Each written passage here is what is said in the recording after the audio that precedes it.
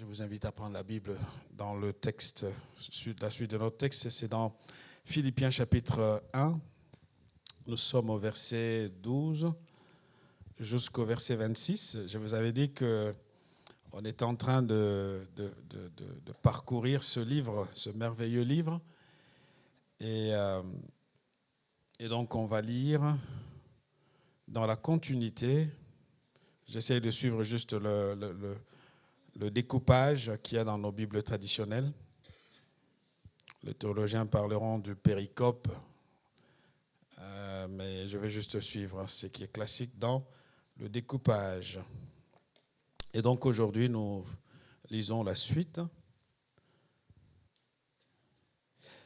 Je veux que vous sachiez, frères, que ce qui m'est arrivé a plutôt contribué au progrès de l'Évangile. En effet, dans tout le prétoire et partout ailleurs, nul n'ignore que c'est pour Christ que je suis dans les liens. Et la plupart des frères dans le Seigneur, encouragés par mes liens, ont plus d'assurance pour annoncer sans crainte la parole.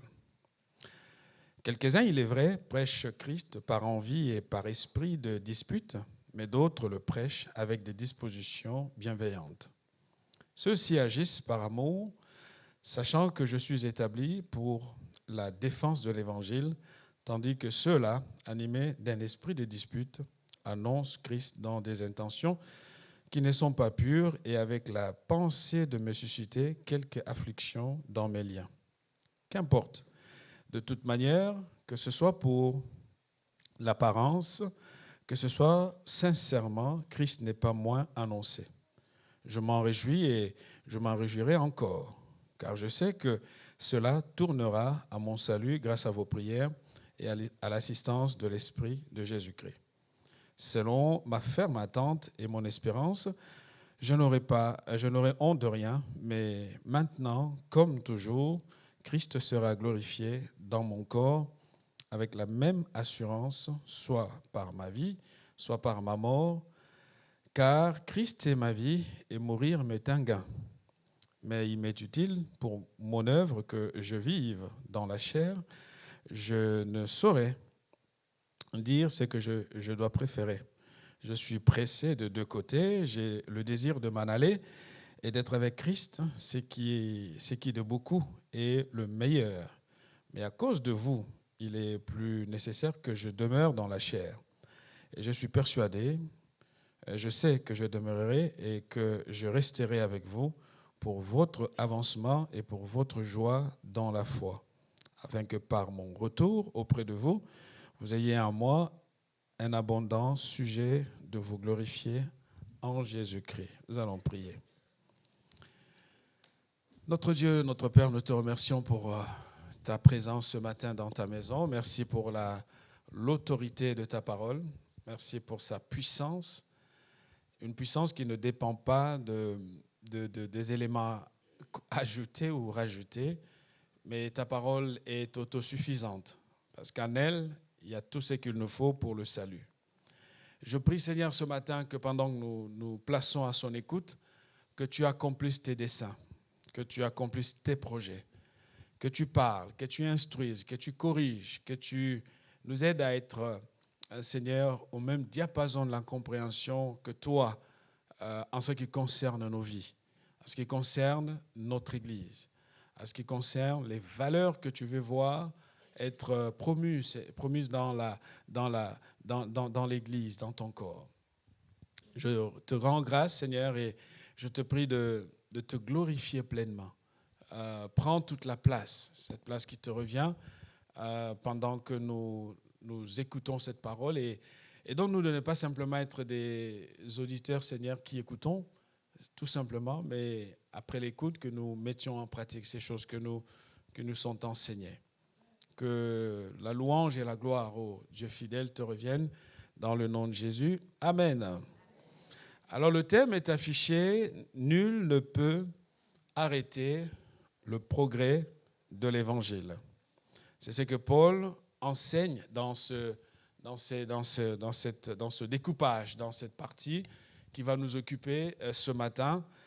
et il proclame haut et fort que malgré ce qu'il pouvait vivre physiquement dans sa chair, rien ni personne n'a la capacité d'arrêter la progression, l'avancement de l'Évangile. Et cela me rappelle la devise de Paris. Je ne suis pas fort en latin, mais je vais quand même essayer de la répéter. C'est « fluctuat neg mergitur ». C'est ça, pour ceux qui connaissent le latin. En français, il est dit « il est battu par les flots, mais ne sombre pas ». Et donc, on ne sombre jamais. Qu'est-ce qu'une citation d'une ville, des gens qui, conscients de la permanence de quelque chose qui, malgré les difficultés, les combats, les nombreuses guerres, les assauts multiples que cette ville a connus, mais la ville tient toujours. Il y a un homme qui avait dit un jour, pourtant fils de pasteur, il s'appelait Nietzsche. Les lycéens sont là, ou ceux qui ont fait la philosophie, vous êtes là. Nietzsche a dit ceci, Dieu est mort, Dieu reste mort, et c'est nous qui l'avons tué. Alors je me rappelais qu'au fait, Nietzsche était fils d'un pasteur protestant, un enfant qui a grandi dans l'église, mais qui à un moment donné de sa vie va pousser plus loin sa haine contre l'évangile, sa haine de Dieu, et il va être rangé, catégorisé parmi les opposants les plus rudes, difficiles à l'évangile de Jésus-Christ. Mais Nietzsche s'est trompé parce que nul ne peut arrêter le progrès de l'évangile. L'évangile n'est pas mort, l'évangile continue encore à délivrer aujourd'hui. Mais c'est Nietzsche qui est mort, justement. Il est mort et il est passé. Il avait annoncé la mort de l'évangile, mais voilà, l'évangile est toujours debout. C'est ce que nous avons besoin de retenir dans notre vie. Quoi qu'il arrive, quoi qu'il se passe, l'évangile progresse. L'évangile progresse. Malgré nos divergences, malgré nos difficultés, malgré parfois certains caractères que nous pouvons voir en nous, et justement qu'il faut la honte de ceux qui sont appelés à être les ambassadeurs de Dieu. C'est au fait le texte qui se passe dans cette section que nous sommes en train de voir, où l'apôtre Paul, nous l'avons lu, il commence par dire au verset 12 en disant, le verset 12, Paul dit « Je veux que vous sachiez, frères, que ce qui m'est arrivé a plutôt contribué au progrès de l'Évangile. » Il peut nous arriver des situations, il peut nous arriver des problèmes, des épreuves dans la vie, des choses pas toujours agréables. Il peut nous arriver tellement de choses dans la vie, mais n'oublions pas que Dieu, le Dieu que nous adorons, est capable de prendre le mal et de le transformer en bien. Ce qui compte, c'est que l'Évangile avance. Et vraiment, vivement, cette année, quoi qu'il arrive dans ta vie, je prie Dieu que l'Évangile de Jésus-Christ fasse des progrès dans ta vie. Parce que voyez-vous, le problème souvent avec les gens qui sont à l'église, c'est qu'ils sont tellement habitués. C'est comme si Dieu était devenu un copain qu'ils vont manipuler à leur guise en disant, bon, il va peut-être faire ci, il va faire... Non, il faut que l'évangile de Christ avance dans ta vie. Il faut qu'en cette année nouvelle, qu'il y ait des progrès dans ton cœur, dans ta marche avec le Seigneur. Paul dit, quel que soit ce qui m'est arrivé, l'évangile de Christ, je veux que vous sachiez que cela a contribué à l'évangile. 3 points ce matin que j'aimerais partager avec nous dans la continuité de ce que nous avons commencé. Le premier point, c'est de nous rappeler que nous portons ce trésor dans des vases d'argile. Nous sommes porteurs d'un trésor qui se trouve dans des vases d'argile. Verset 12, Paul a dit, « Je désire que vous sachiez ». En d'autres termes, ce n'est pas parce que Dieu m'a appelé, Dieu nous a appelés, qu'il ne nous arrivera pas des soucis sur le chemin. Certes, nous rencontrerons des vents contraires, des situations adverses, opposées, qui ont pour objectif de nous ralentir dans notre marche. Mais quoi qu'il arrive, je prie que l'évangile de Christ trouve toujours sa place dans ton cœur.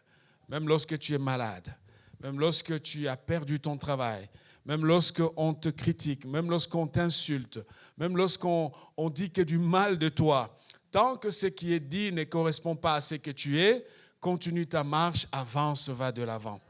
Et parce que Dieu veut que, quoi qu'il arrive, mon ami, mon frère, ma soeur, que l'évangile continue sa marche. Vous savez, il y a une différence entre l'instrument et l'ouvrier. Un instrument est au fait quelque chose qui ne parle pas. Un instrument est quelque chose qui ne discute pas les ordres ou les directives que le maître veut le lui imposer. La plupart du temps, quand il s'agit de nous, nous pouvons faire des prières, Seigneur, sers-toi de moi, je suis ton serviteur. Mais nous sommes les premiers à dire à Dieu comment nous voulons qu'il nous utilise justement. Et c'est comme si tu avais ton véhicule, tu lui dis, nous allons à Roissy et le véhicule s'arrête et dit, non, on va aller à Orly. Alors là, entre vous et votre véhicule, il peut y avoir un sérieux problème de confiance. Si nous sommes instruments de Dieu, n'oublions pas que l'instrument ne discute pas. Peut-être qu'en cette année nouvelle, le roi des rois, le Dieu Tout-Puissant, veut te conduire dans une autre direction. Il veut te rappeler des choses nouvelles. Peut-être que ça n'ira pas, ça ne correspondra pas à tes attentes. Mais la question n'est pas de mettre à exécution ce que nous attendons, mais de laisser le plan de Dieu se faire par notre canal. Le maître dispose de l'instrument comme il veut, quand il veut. Il y a des moments où il peut l'utiliser. Donc, là, je t'ai utilisé pendant 6 mois, je te mets au repos. Attends un peu. Si chacun d'entre nous était conscient de cette réalité, nous verrons bien, frères et sœurs, que nous n'allons pas chaque fois traîner Dieu devant un tribunal pour lui faire des procès en disant, Seigneur, j'aurais voulu que, et puis voilà, tu as fait ça. En fait, je crains que nous ayons un Dieu fabriqué à notre image. Ça s'appelle les idoles que nous nous fabriquons. Croyant servir Dieu, et pourtant on n'est plus à son service, on est au service de quelque chose d'autre qui est tout sauf Dieu. L'instrument n'a pas de volonté. L'instrument ne râle pas. Vous êtes d'accord avec moi? Y a-t-il des instruments de Dieu ce matin dans l'église?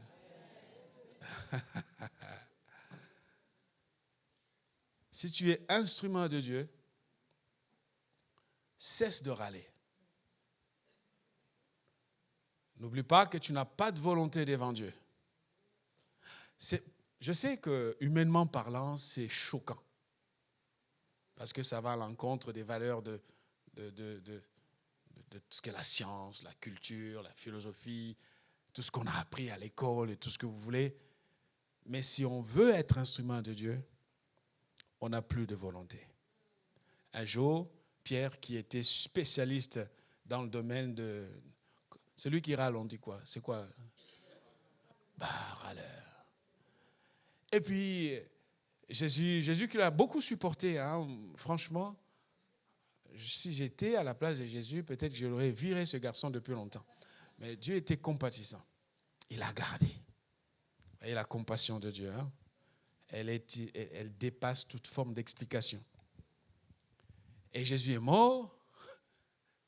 Jésus ressuscite. Là encore, Pierre, ce qui est bien avec Dieu, c'est que quand il croit en toi, il va te poursuivre jusqu'au bout. Et dans la dernière conversation, il va juste te dire à Pierre, écoute, Pierre, quand tu étais jeune, tu te saignais ta ceinture. Hein? C'est vrai, quand on est jeune, on croit qu'on restera jeune éternellement.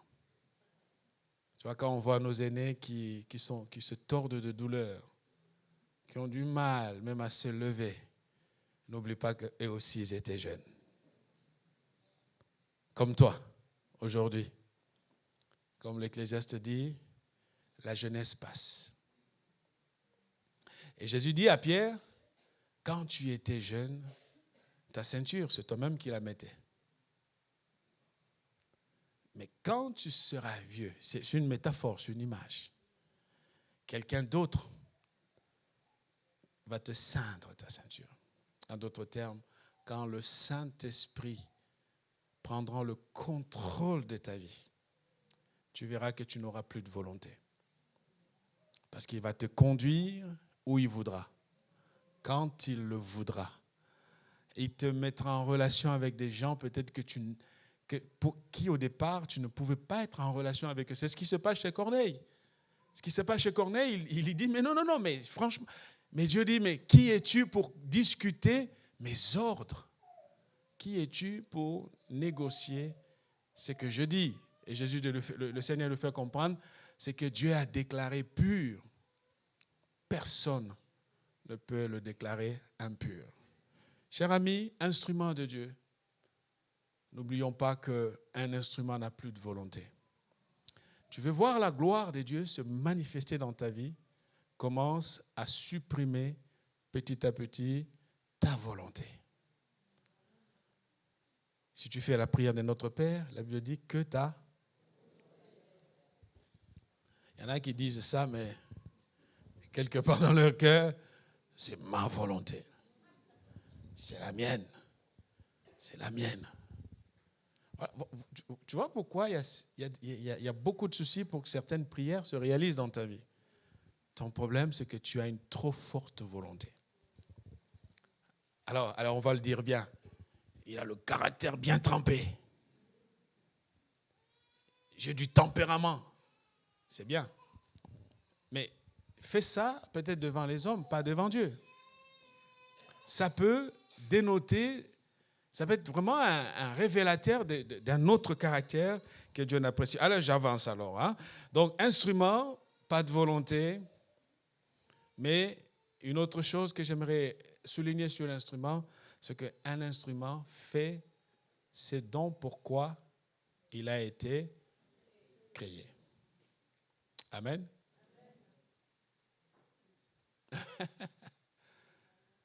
L'instrument fait ce dont pourquoi il a été fabriqué, créé. Alors à toi de découvrir c'est pourquoi Dieu t'a créé. Alors il y en a qui croient que Dieu nous a créés pour nous bénir, Dieu nous a créés pour nous donner un mariage. Dieu ne nous a pas créés pour nous donner un mariage. Ce n'est pas le but de Dieu de nous donner un mariage. Dieu ne nous a pas créés pour que nous ayons des villas, non.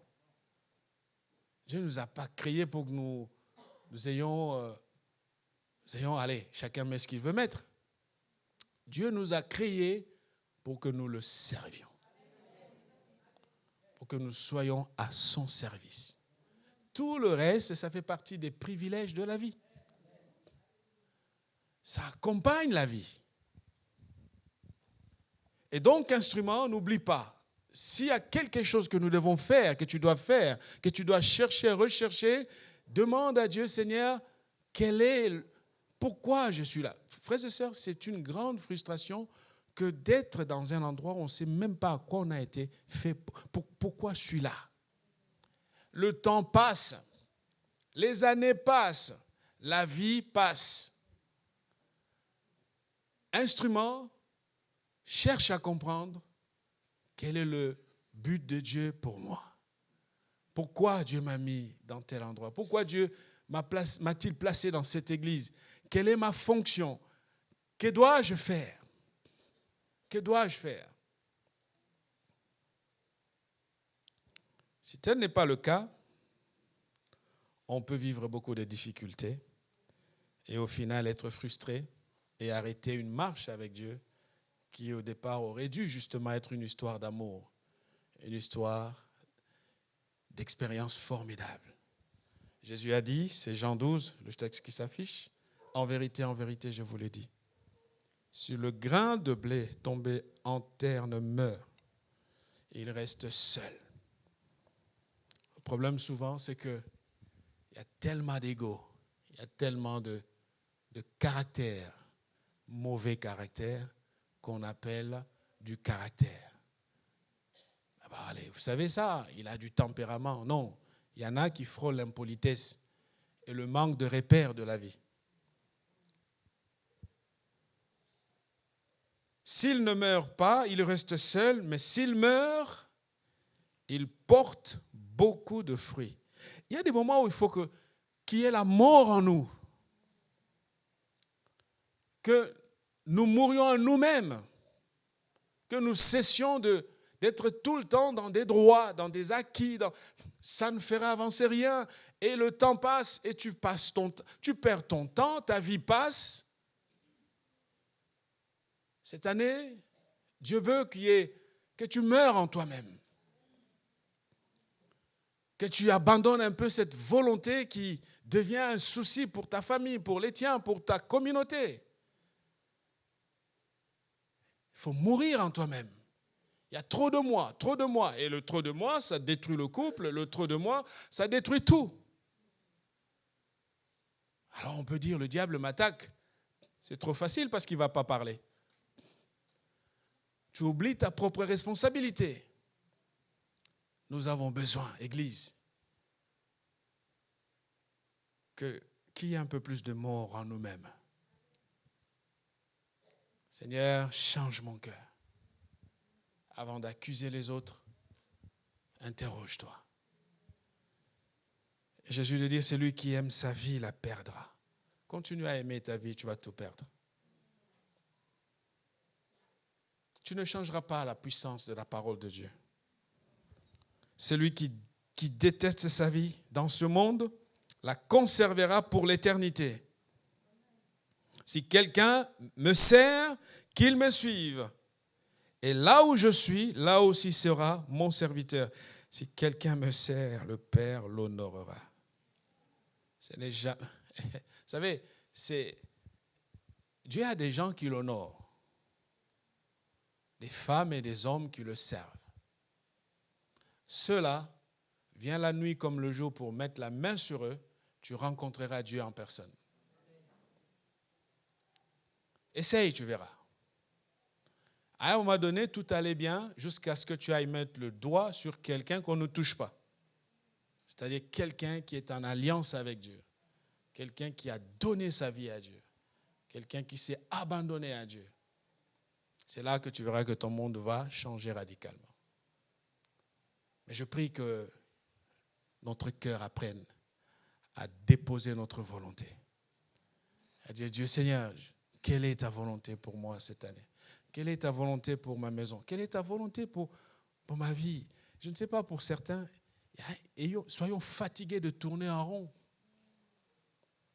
Au bout d'un moment, on se dit, mais il faut que ça s'arrête. Et qu'on avance. Nous portons un trésor dans des vases de terre, vases fragiles. C'est ce que Paul nous rappelle, et il le dira même en présentant sa carte de visite dans 2 Corinthiens chapitre 11, versets 22 à 28. Et c'est une belle carte de visite. Hein? Là, on ne voit pas tous les diplômes dressés. C'est dans la carte de visite qu'il nous montre ici, c'est intéressant. Il dit, sont-ils hébreux? Moi aussi. Sont-ils israélites? Moi aussi.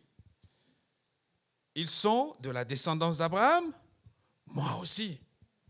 Ils sont serviteurs de Christ? Je parle comme un fou. Je le suis plus encore. J'ai bien plus connu des travaux pénibles, infiniment plus les coups, bien plus encore les emprisonnements.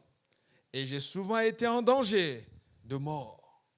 C'est ça la beauté de servir Dieu. Et quand on a une telle carte de visite, on s'interroge. Vous savez, il y a des gens qui disent, Dieu m'appelle à le servir, je vais être pasteur. Il faut parfois lire la carte de visite de certains et se dire, est-ce que vraiment c'est toujours ça? Mais bon, il ne faut pas faire peur. Hein? La moisson est grande. Je continue, il dit, 5 fois, j'ai reçu des Juifs 40 coups moins 1. 3 fois, j'ai été fouetté. 1 fois, j'ai été lapidé. apôtre, hein? Homme de Dieu. 3 fois, j'ai fait naufrage. 3 fois, naufrage. Moi, j'ai raté un naufrage, mais je suis traumatisé jusqu'à aujourd'hui. Hein? Je devais avoir 18 ans à l'époque. Ça se passe au Congo. J'ai passé un jour et une nuit dans la mer. Fréquemment en voyage. J'ai passé... Ah ouais, je viens de lire. J'ai été en danger sur les fleuves. Vous voyez, la mer, les fleuves. En danger de la part des brigands. En danger de la part de mes compatriotes. En danger de la part des non-juifs. En danger dans les villes. En danger dans les déserts. En danger sur la mer. En danger parmi les prétendus frères, justement. J'ai connu le travail et la peine.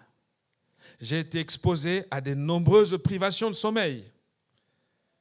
Et vous savez que parmi les méthodes de torture efficaces, priver de sommeil à quelqu'un, vous obtenez des réponses de sa part parce que vous changez tout son cerveau.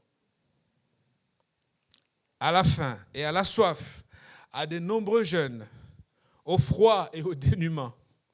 Et sans parler du reste, je suis assailli chaque jour par le souci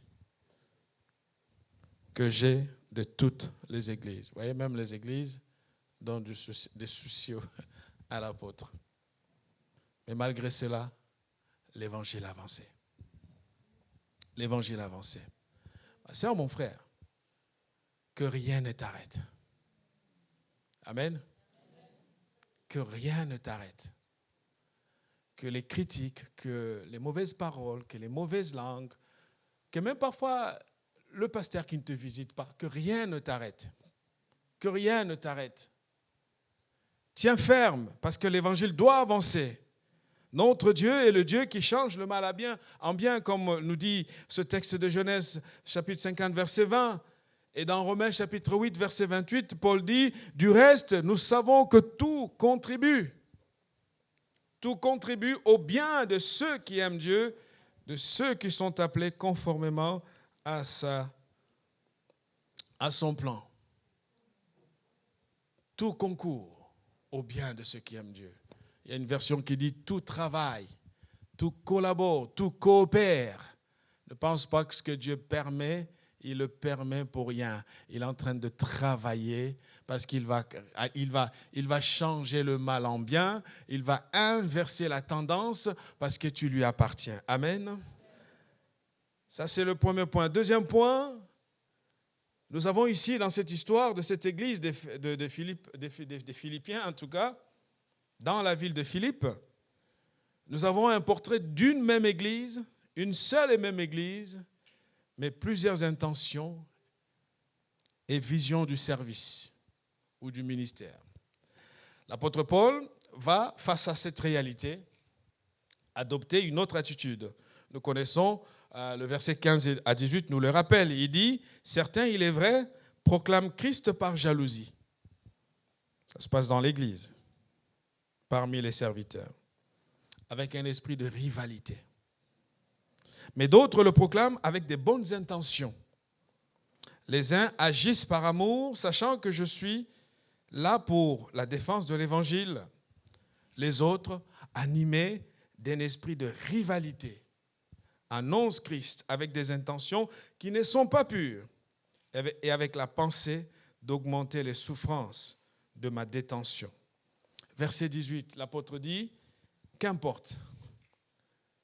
Et j'aime le cœur de Paul. Qu'importe. De toute manière, que ce soit pour des mauvaises raisons, que ce soit sincèrement, Christ est annoncé. Je m'en réjouis et je m'en réjouirai encore. Dans les évangiles, Marc chapitre 3, verset 24, Jésus rappelle justement que si un royaume est divisé contre lui-même, ce royaume ne peut subsister. Là, nous parlons, ne soyons pas trop angéliques, ramenons tout ça ici. Ramenons tout ça dans l'Église. Nous ne pouvons pas être une église qui avance si nous sommes divisés. Ça ne tiendra pas. Les divisions, ce sont ces nombreux clans qu'il y a dans l'église. Un tel groupe n'adresse pas la parole à tel autre groupe. Un tel groupe, quand il fait ses activités, il compte qui est avec moi. Un tel autre groupe, quand l'autre veut venir, ça va jusqu'où et jusqu'à quand cela va-t-il continuer? Ce n'est pas possible. C'est un vrai souci. Vous voyez, on peut déployer les efforts. On peut avoir des grands pasteurs, des apôtres, des prophètes. Appelez-les comme vous voulez, ils peuvent venir. Mais si dans l'église, on est en clan et en groupe, nous détruisons tous les efforts. Les pasteurs viendront, ils passeront. Vous croyez quoi? Ce ne sont pas des gens descendus du ciel. Amen. Il faut changer. Il faut qu'on change. Trop de clans, c'est fatigant. Il y en a qui ne parlent pas aux autres. Et puis on vient de prendre la Sainte Seine. Hein?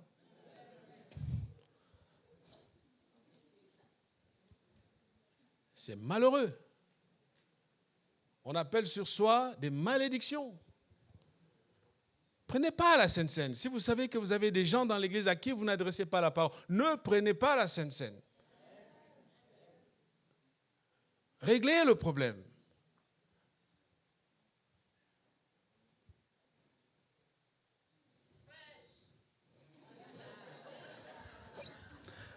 Paul rappelle, il dit, il y a la jalousie, il y a l'esprit de rivalité.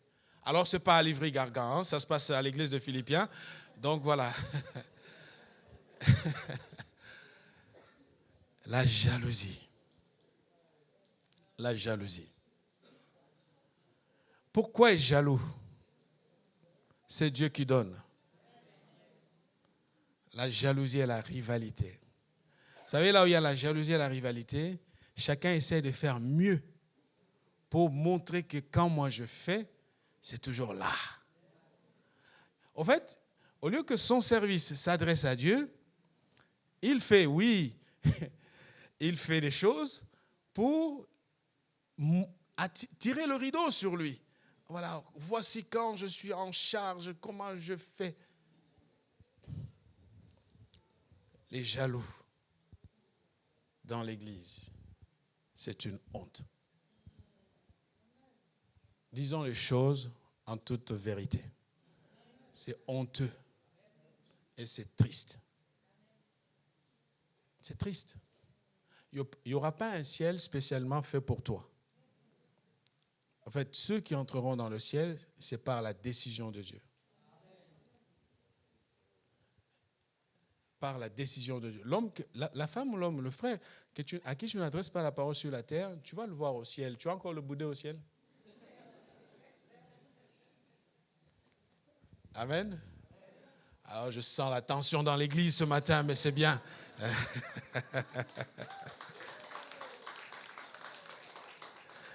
Paul dit, d'autres proclament Christ avec des bonnes intentions. Et Paul donne la réponse. Il dit, le moteur de ces bonnes intentions, c'est l'amour. Je n'ai pas le temps, ce n'est pas le propos de mon message. 1 Corinthiens 13 parle assez sur l'amour.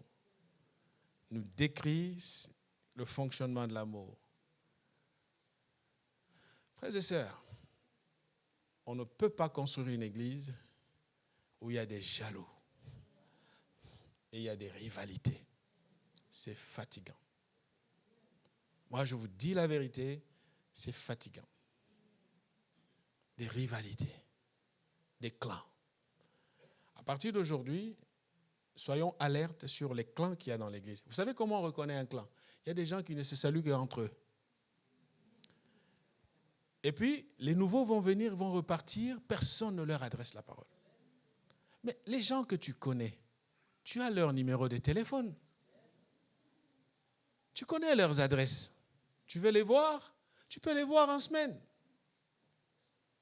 Mais non, personne ne veut faire ces efforts-là. On attend un Messie sauveur qui va changer les choses par des miracles, par des prodiges. c'était le problème des Israélites justement parce qu'ils n'ont pas obtenu ce qu'ils voulaient. Chacun de nous a sa part de responsabilité.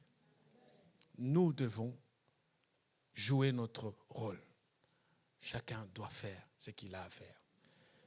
Paul dit, le moteur de ceux qui agissent avec les bonnes intentions, c'est qu'ils agissent par amour. Mais l'autre côté, les autres sont animés d'un esprit de rivalité tout en annonçant Christ. C'est ça le paradoxe. C'est ça le choc. Un Jésus plein d'amour, un Jésus compatissant, mais en même temps, je l'annonce ou je le sers, mais avec un cœur lourd, un cœur mauvais, un cœur méchant. Et j'ai des gens que j'ai catalogués. Chaque fois qu'ils prononcent un mot, j'interprète 10 fois dans ma tête. Je vais plus loin que ce qu'ils ont dit réellement. Et puis nous sommes dans l'église. Et puis on se demande, où sont les miracles de Dieu? Où sont les prodiges? Vous savez, Dieu il regarde aussi le rassemblement. Il dit, mais c'est qui ces gens-là?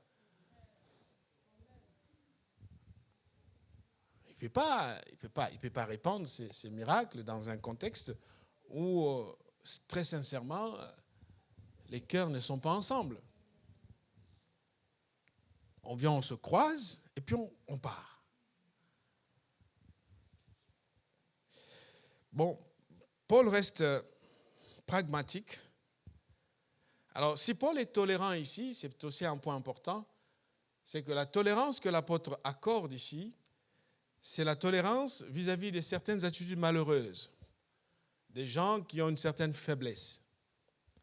Mais quand il était face aux faux enseignants, il était très dur. S'il arrive au verset 18, il dit, qu'importe, parce que ce soit pour celui qui est jaloux mais qui veut que ça fonctionne, pour montrer que moi, je réussis toujours. Et l'autre qui est sincère et qui fait ce qu'il a à faire sans aucune arrière-pensée, quoi qu'il arrive, Jésus est annoncé. En d'autres termes, c'est un appel à la tolérance. Si nous ne sommes pas tolérants, pas par rapport à la doctrine, hein. Lorsqu'il y a un problème de doctrine, il y a un problème de moralité, il y a un problème qui touche au cœur de ce que nous sommes, là il faut agir, faire fermement. Mais si ce sont des petites choses, il écrit dans la lettre, là où nous sommes parvenus, d'accord, marchons ensemble. Il y a des divergences parfois. L'un dit A, l'autre dit B, mais quand celui qui dit A donne ses raisons, on comprend, celui qui dit B donne ses raisons, on comprend, c'est pas grave, avançons. Mais il y a des gens qui veulent absolument changer l'autre. Il faut qu'ils rentrent dans ma fenêtre de ce que je sais toujours. Non. Christ est annoncé. Amen. Je sais qu'aujourd'hui... Bon, allez, je reprends, je disais. Bannissons la jalousie. Amen. Bannissons la rivalité. Fais ce que tu as à faire pour bénir l'Église. Ne sois pas en train de comparer. Tu as vu, lui, il a fait, lui, il n'a pas fait. En fait, tu veux attirer l'attention sur toi. C'est une forme de manque de... Sois calme. Il te manque, en fait. Il y en a qui vivent des regards des autres. Il avait, ouais, c'est super. C'est pas grave. C'est pas grave. Allez, il faut que je termine, sinon on va dormir ici. Je sais que vous avez faim. Dernier point, le dilemme du serviteur. Au fait, l'apôtre Paul a été accusé ici de changer d'avis. On a dit, oui, il part, il allait mourir, et au fait, il était romain. D'après certains interprètes, ils disent que, arrivé au tribunal, il a utilisé sa nationalité romaine. Et donc, on ne pouvait plus le traiter comme tout le monde. Et c'est pour ça qu'il est obligé d'expliquer, mourir m'est un gain, mais pour l'œuvre, il faut... Et d'autres disent, il change tout le temps. Il y a un moment, on dit des pasteurs comme ça. Ah, il a dit ça, mais voilà, il fait ça, il vient de changer. Sois pasteur un jour, tu vas voir comment c'est intéressant. Parce qu'en fait, nous vivons dans la réalité de tension. Il y a ce que nous aimerions faire comme Paul, et il y a ce que Dieu nous conduit à faire. Et entre les deux, ce n'est pas toujours évident. Mais ce qui est sûr, l'apôtre Paul, malgré tout ce qu'il pouvait voir, vous savez, la haine avait à un moment donné touché des proportions inquiétantes. Si vous ne le saviez pas, c'est pour montrer jusqu'où la jalousie peut amener un groupe de gens. La mort est entrée dans l'humanité à cause de la jalousie. Caïn est jaloux de son frère Abel. Et qu'est-ce qui se passe? Il le tue. Chaque fois que tu es jaloux, fais attention, tu vas franchir un cap qui va tuer le frère ou la sœur. Alors, peut-être que tu vas dire, je ne l'ai pas physiquement tué, mais tu l'as tué dans ta tête. Jésus a dit, quand tu regardes quelqu'un et que tu le maudis, tu l'as tué.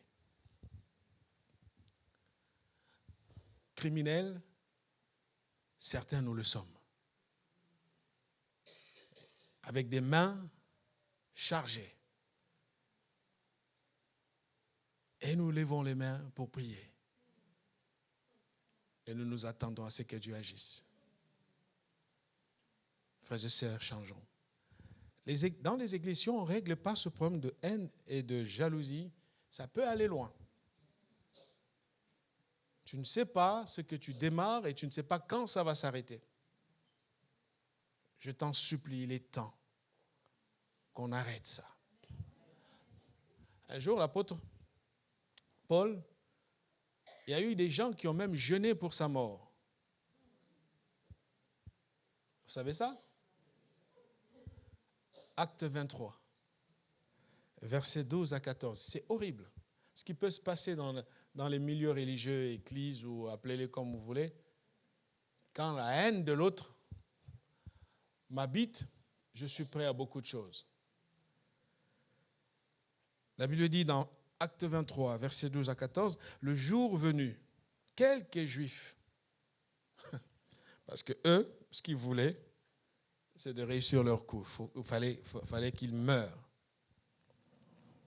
Formèrent un complot et s'engagèrent sous peine de malédiction contre eux-mêmes à ne rien manger ni boire tant qu'ils n'auraient pas tué Paul.